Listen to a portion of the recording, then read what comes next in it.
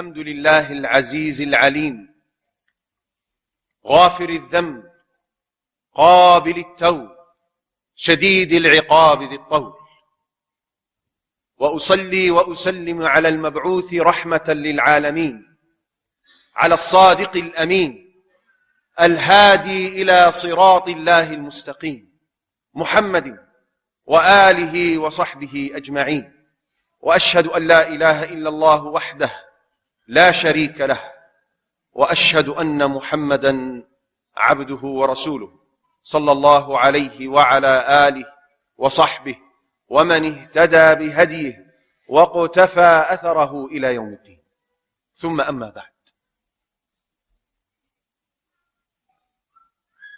Before Prophet Muhammad sallallahu alaihi wasallam was sent with the message of Islam,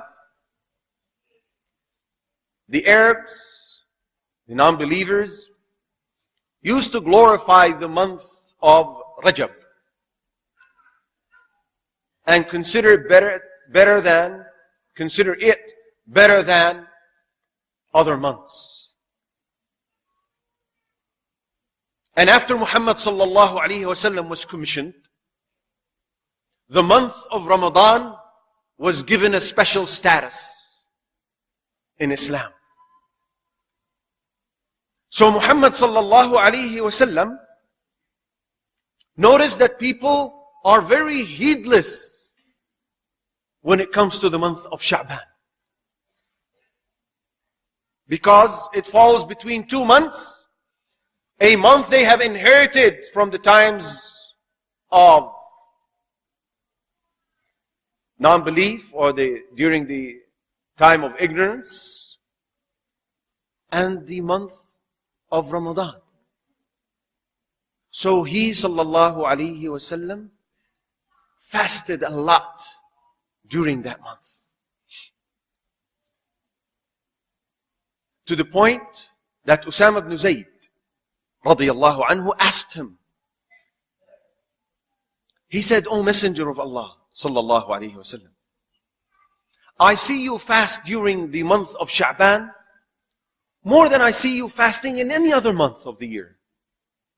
He said, "Yes, it is a month about which people are heedless, and it is a month during which the records are raised to Allah Azza wa Jal, and I like that my records are raised whilst I am fasting." So he sallallahu alayhi wasallam highlighted two important matters with regards to Sha'ban. Number one is that people don't pay attention to it. And number two, deeds are raised. And this matter, the Prophet sallallahu alaihi wasallam attached great importance to the matter of when records are raised. Likewise, when he was asked about the reason for fasting Mondays and Thursdays, he said, these are days during which the records are raised to Allah, and again, and I like my deeds or my records to be raised whilst I'm fasting. So Sha'ban is the month during which the records of the year are raised to Allah Azza wa Jal. So he, sallallahu alayhi wasallam, glorified that month, attached a lot of importance to it, and exerted a lot of effort in worship, particularly fasting. In the middle of that month is a great night, the middle of Sha'ban. The Prophet sallallahu alaihi wasallam said, in the middle of Sha'ban, Allah looks at His creations and forgive all of them except two. Meaning except two types of people. One who associates with Allah, and one who has a dispute with his fellow Muslim and sever ties with him. as a result. So these two types of people will not be forgiven. All sins will be forgiven. We start from new. It's like resetting the count from zero, provided we fulfill these two conditions, or provided we are not one of these two types of people. Fasting was the first thing mentioned in the narration. Aisha radiallahu anha said, I haven't seen the Prophet sallallahu alaihi wasallam fast a complete month other than the month of Ramadan. And I haven't seen him fast any month after Ramadan as much as he fasted during the month of Shabaan. Ibn Rajab has nice words with regards to fasting in Shabaan. He said, the optional acts of worship that are close to the mandatory ones are more rewarding and better than those who are not attached to it. And then he gave an example. He said, just like the optional prayers before and after the 5 daily prayers are more rewarding because they complement any shortage in the mandatory 5 daily prayers, likewise, fasting Sha'ban and the 6 days of Shawwal is more rewarding because they are attached to Ramadan. Another thing worthy of being mentioned is that fasting Sha'ban is very important and very beneficial. Number one, it's training. It's preparation for Ramadan. Can you imagine if you fasted, say 25, 26 days of Sha'ban and then Ramadan comes? It's very easy for you to fast. That's what we notice at the end of Ramadan. We notice that fasting is not as difficult as it was on day 1 and 2 and 3. Well, this preparation and training by fasting the month of Sha'ban or most of the month of Sha'ban helps us go through Ramadan very easily, very comfortable. Number two, it's a proper and a rewarding way of spending time. Your entire day is going to be rewarded. You're fasting the entire day from dawn to sunset. And the counter is going. And that's the best way anyone can spend his day. And number three,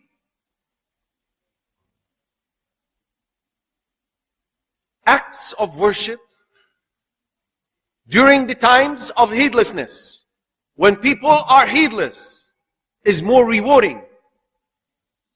The Prophet ﷺ said, worship during the times of trials, when people are heedless. They don't pay attention to worshiping Allah, is equivalent to migrating to me. Hijrah to Muhammad sallallahu alaihi wasallam. So, by fasting the majority of Sha'ban and performing other acts of worship, makes a person attain these three benefits of the month of Sha'ban. And finally, another thing that was the practice of the Salaf during the month of Sha'ban, it is said that since Sha'ban is the preparation for Ramadan, then one ought to do what he will be doing in Ramadan. And Ramadan is the month of Quran. Besides fasting, it is the month of Quran. Habib ibn Abi Thabit, may Allah have mercy upon him, whenever the month of Sha'ban arrived, he would say, the month of recitation just started. And he would exert a lot of effort in reciting the Quran. But one should not limit himself to these two. Meaning, if one's job, nature of his job does not allow him, it's too difficult for him to fast a lot of days, and he can't fast, then let him do something else. Read Quran, charity. If he can wake up a short while before Salatul Fajr and pray some Qiyam, attend some study circles, teach if he has knowledge. All of these are acts of worship one can do, and the door is open for anything else. So, let us take advantage of this month. Today is the 2nd of Shabaan. Let us take advantage of this month. Let us instill in it as much good as we can. Let us prepare ourselves for Ramadan. Let us intend that this is the beginning of a new life. Let us repent and have a good intention to do fasting, recitation of Quran, Qiyamul Layl, Sadaqah. And if we die, we will be rewarded for all of that, even if we didn't have the chance to do it, because unexpectedly death approached. We ask Allah Azza wa Jal to enable us to act righteously and to utilize our times in these 2 blessed months and in our lives in general in a way that pleases Him subhanahu wa ta'ala and make us worthy of His mercy. Allahumma ameen. أقول قولي هذا وأستغفر الله لي ولكم فاستغفروه إنه هو الغفور الرحيم.